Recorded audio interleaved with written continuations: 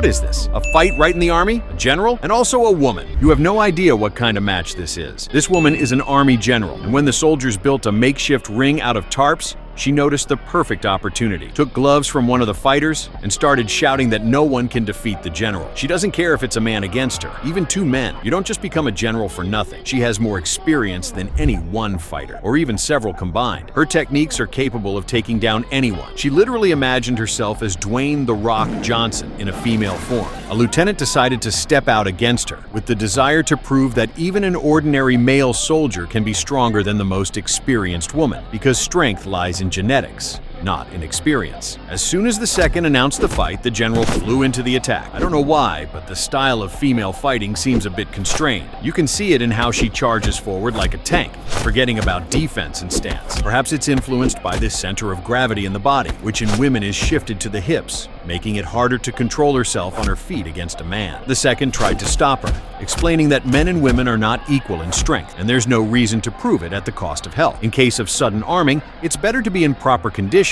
rather than destroying yourself in meaningless ring games for self-assertion. This ring was made for play fighting, but the general wouldn't listen, didn't want to. She kept charging forward every time instead of staying in defense.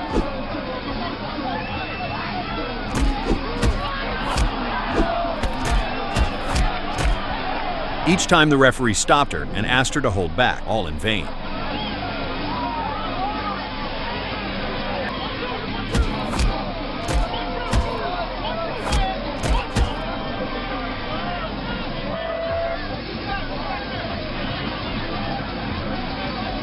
This went on until she was finally knocked out.